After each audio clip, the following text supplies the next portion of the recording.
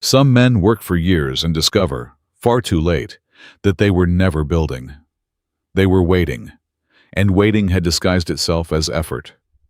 Success has never belonged to the one who wanted it most, not to the one who started earliest, not to the one who worked the longest hours in the loudest way. It belongs to the man who kept going through the stretch where nothing confirmed him. And almost nobody does. And right now, without seeing it, you are probably doing the one thing that guarantees you will not. You checked a number this morning, before you had done any work. You opened it, looked, felt the small drop in your chest, and closed it again. And then you did it twice more before lunch. It takes 8 seconds. That is why it feels free. It is not free. And what it costs you is not the 8 seconds. It is the hour that follows. This is how it goes wrong. Not loudly. Nothing breaks. Nothing announces itself. A little leaks out each week. And 3 years later, a man with less ability than you has quietly built the thing you are still thinking about. And people will call him talented because they never saw the years when nothing was visible. You are not behind because you lack ability. You are behind because you keep checking. 8 rules. These are not motivational lines. They are mechanics. The rules that decide whether effort compounds or evaporates. And the 6th is where almost every man stops, usually about 4 weeks before it would have started working. But I need one thing from you before we begin. Do not listen to this like a motivational video. Listen as though every rule is describing a habit you already have, because the value is not in agreeing with any of it. It is in the 2 or 3 moments where you recognize yourself and feel something in you move to defend it. Do not defend it. Note it. That resistance is the only part of this you cannot postpone. First, understand what this is not. This is not the promise that if you become good enough, the world will arrive with what you deserve. It will not. Skilled men go unnoticed every day, and mediocre men do well every day. And any video that tells you otherwise is selling you comfort. The honest mechanism is smaller and far more useful.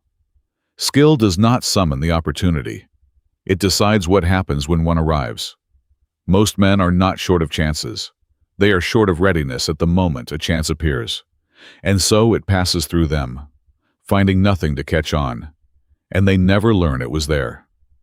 Seneca said it in a line that outlived him. Luck is what happens when preparation meets opportunity. Read what that sentence quietly admits. Luck is real. Opportunity is not yours to command. Of the 3 things in it, exactly 1 belongs to you. You cannot call the opportunity. You can decide whether it finds anything to hold. Rule 1 is about the thing you have been doing instead of preparing. Rule 1. You are in the middle of the match and you cannot stop looking at the scoreboard. The ball is in play. Your teammates are moving. And every few seconds your head turns because you need to know where you stand. You are not lazy. You have not given up. You want this more than anyone else on that field. And that is exactly the problem. Because every time your head turns, the game continues without you.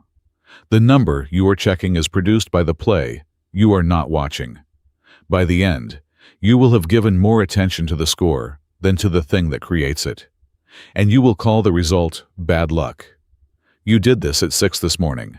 Views, revenue, followers, wait. The message that still has no reply. 8 seconds each, 40 times a day. And the damage is not the 8 seconds. It is what the number does to the hour after it. A figure that moved the wrong way leaves a flat, gray mood behind, and you carry it into work that then goes badly, which you take as further proof.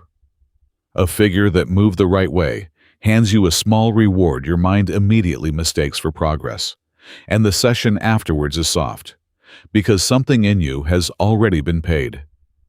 There is no version of that check that helps you. One outcome discourages you. The other satisfies you. Both cost you the hour. Epictetus built everything on one division. Some things are up to you, and some are not. Your effort, yours. Your standards, yours.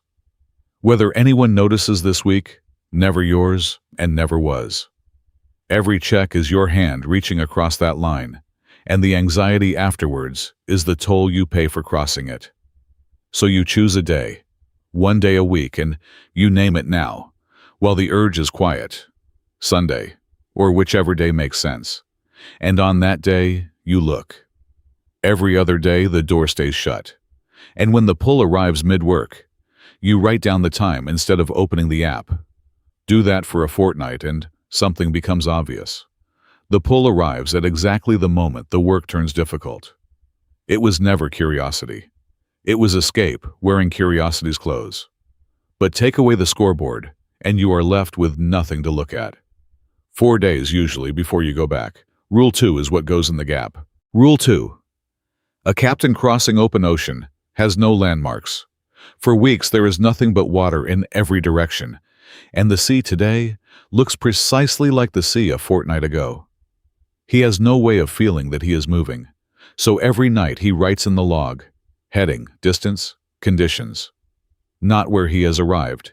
He has not arrived. Only what he did that day. And on the night when the crew is certain the voyage has stalled, he does not argue with them. He opens the book, 14 pages, 14 days of movement in a direction, written in his own hand, while the horizon insisted nothing was happening. The horizon was lying. The log was not. You are crossing open water and you have kept no log. That is why, on the bad days, the sentence "nothing is happening" arrives with nothing to contradict it. So you keep one line at the end of each day, and it records actions only. 200 words written, 40 minutes practiced, one difficult call made, nothing about results, which are not yours. Nothing about how it felt, which changes hourly and lies. Do it for a month and the argument changes shape entirely. Nothing is happening is a mood. 22 lines in a notebook is a record. And moods lose that argument the moment paper is involved. Results you cannot control. Effort you can make visible to yourself. Marcus Aurelius kept exactly this. The Meditations was a private notebook, written most nights, never meant for anyone.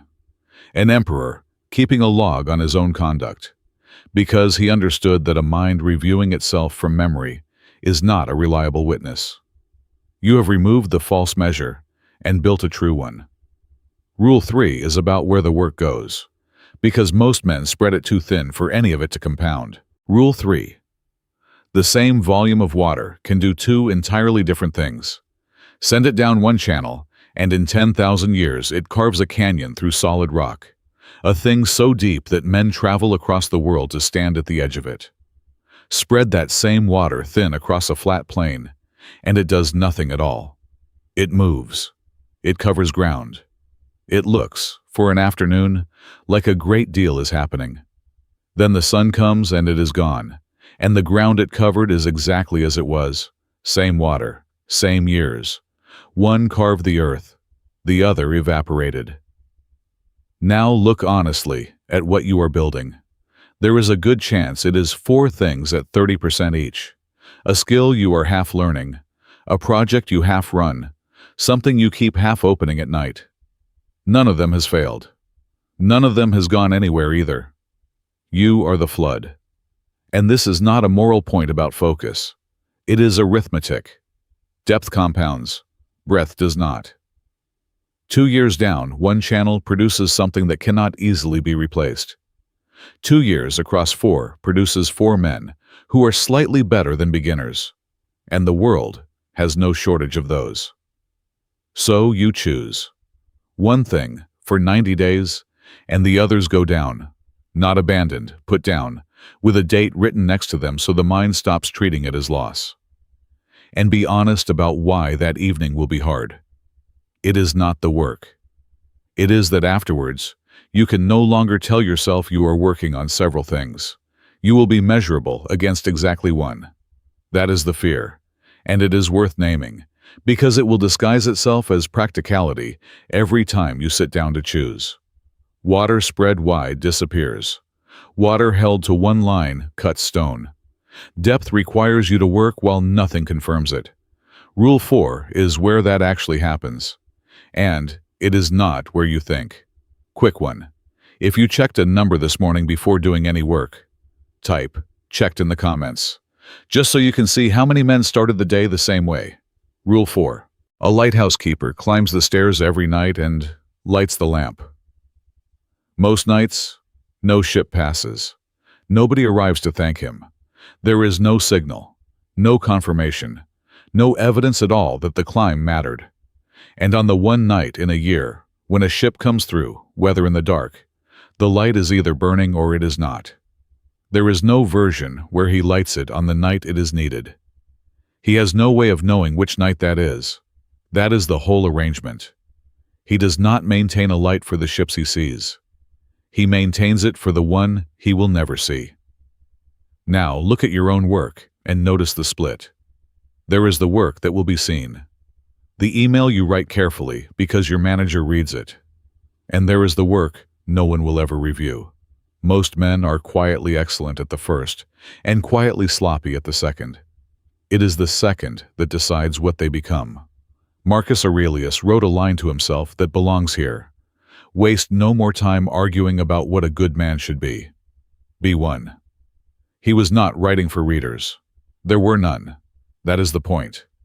So one session a week is unwitnessed. Nobody knows it happened.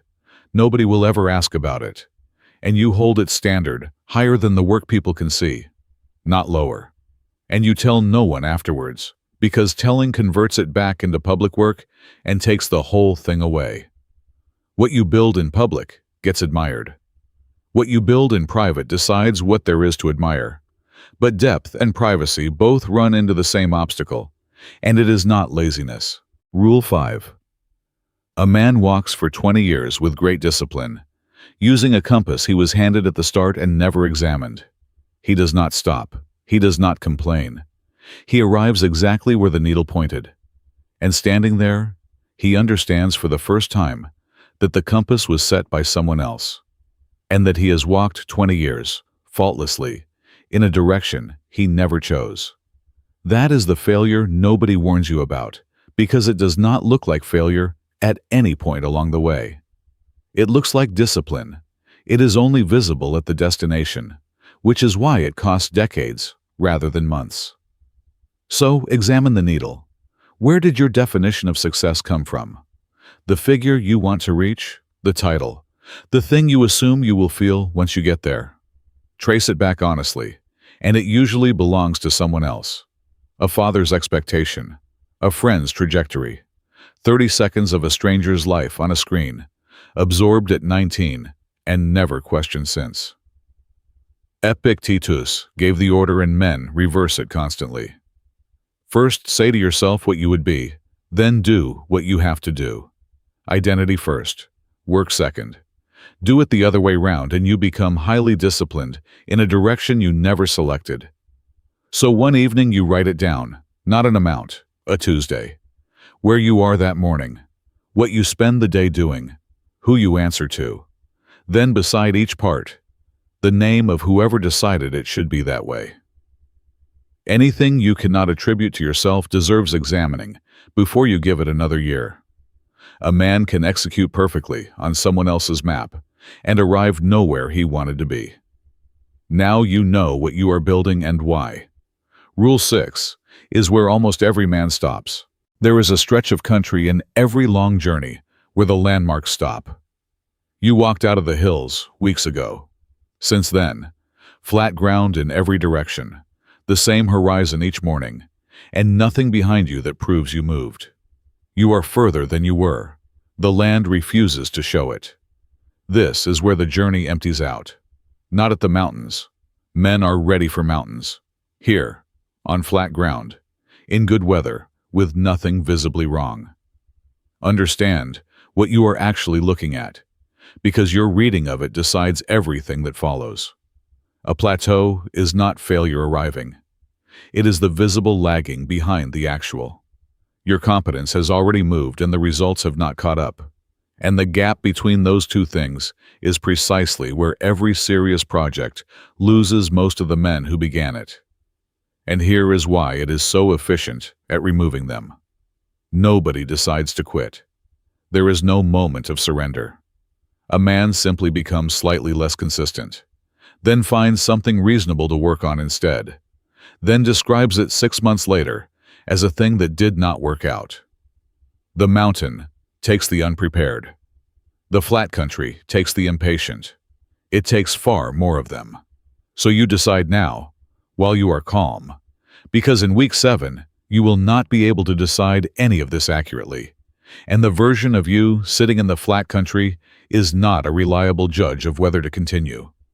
You set the length before you begin, and you set it in time rather than results. 90 days, until the 12th of October. Until it works is not a commitment. It is a negotiation you will lose, because the mind reopens it every morning. You decide in advance what a missed day is, not a verdict, not a broken streak requiring a fresh start on Monday. A missed day, after which you resume, and nothing else happens. Almost every man who quits does so after a gap, not because the gap mattered, but because it offered a clean place to declare the attempt finished. And you choose your minimum, the smallest version of the work that still counts on the worst day. 10 minutes, 1 paragraph, 1 set. Not because that day produces progress, it does not, but because the line stays unbroken. An unbroken run of small days beats a broken run of large ones every time, and it is not close. Seneca wrote that we suffer more often in imagination than in reality. On flat ground, the suffering is almost entirely a story about what the flatness means, arriving with no evidence at all, in a landscape that offers none either way. 2 rules left. The next explains what the flat country was doing to you the whole time you could not see it. Rule 7. Take a sheet of paper and fold it in half. Then again. Then again. After 10 folds, it is about the thickness of your hand. Nothing remarkable. After 20, if you could manage it, it would stand taller than a man. After 42, it would reach the moon. Nothing changed in the method. Every fold was the same motion as the first. The early ones simply looked like nothing, because at the start of a compounding curve, nothing is exactly what progress looks like. This is why patience feels irrational to you. You are expecting a straight line, an hour of work, an hour of progress, and growth does not behave that way. It behaves like the paper, nothing for a long time, then everything, quickly, and the everything looks sudden to everyone watching, including you. It is why men get called overnight successes by observers who did not see the 4 years. And it is why your own progress will surprise you when it comes. You will not feel it happening. You will notice it afterwards, doing something easily that used to be hard, and be unable to say when it changed. The Stoics called the practice ascesis, training, not intensity, repetition. They compared themselves to athletes constantly, and the comparison holds exactly. No man expects to feel stronger after 1 session, and no man quits over it. Apply that same standard to a skill, and men abandon it in week 3. So you stop assessing weekly. Weekly assessment on a compounding curve returns noise, and noise reads as failure. You look every 90 days, and you look at the work rather than the outcome. What can I do now that I could not do in April? That question has an answer. Is this working yet? Does not. You will not feel yourself getting stronger. You will notice later that something got easy. 1 rule left. And it is not another rule. It is what the other 7 were actually for. Rule 8. Eventually, something opens. And here is the part that has nothing to do with luck. It will not arrive looking like an opportunity. It will look like an ordinary message, a small request, a conversation you nearly declined because you were tired and it was Thursday. Opportunity does not announce itself, because if it did, everyone would be ready, and readiness would be worth nothing. And this is where all of it converges. The work you did in the Lighthouse does not pay out as a general improvement in your fortunes. It pays out in one specific moment when somebody needs a thing done, and you happen to be the man who can do it. And the distance between you and the man who is not chosen is about 6 months of quiet practice that neither of you could have pointed to at the time. Marcus Aurelius wrote that what stands in the way becomes the way. Men quote it for disasters. It is truer for inconvenience. The door almost always arrives at the wrong moment, when you are busy, unprepared mid-something, because that is what a real one looks like from the inside. Not a golden moment, an awkward one. So you decide now that you take the awkward version. Not because you will feel ready. You will not. And readiness was never going to be the signal. And now, look back at the 7 rules, because none of them were really about success. The scoreboard was not about numbers. It was about becoming a man whose mood is not issued to him daily by something outside himself. The log was not about record-keeping. It was about becoming a man who knows what he did without needing the world to confirm it. The river was about becoming someone with depth enough to matter. The lighthouse, someone whose standard does not depend on an audience. The compass, someone walking his own direction. The flat country, someone who continues without evidence. The folded sheet, someone who is not lied to by his own impatience. None of it was about getting success. All of it was about becoming a man success cannot pass through without catching. That is why the order never mattered as much as it seemed. You were not assembling a strategy. You were assembling a person. One day, people will look at what you have built and call you fortunate. They will see the harvest. They will not see the mornings you worked with nothing confirming you, the flat country you walked through when every reasonable man would have turned back, or the lamp you climbed the stairs to light on the nights no ship came. They never do. That is not unfair. That is simply the arrangement. The world sees what was built, and never the years it was built in. So take 1 rule, not 8. Rule 2. 1 line a day for 7 days. What you actually did. Not what happened. Not how it felt. 20 seconds. And it is the only one of these that manufactures its own evidence. Then come back and comment logged, and how many of the 7 days you managed. Most men get 4 or 5. And the 2 they miss usually tell them more than the 5 they kept. One last thing. Every rule here assumes something most men cannot do. Work without confirmation. No one watching, no number moving, nobody telling you it is going well. That is not a discipline problem. It is a tolerance problem, and it has its own training. That video is on your screen now. 5 Stoic reasons being alone makes you unstoppable. It is the ground this whole thing stands on. I'll see you there.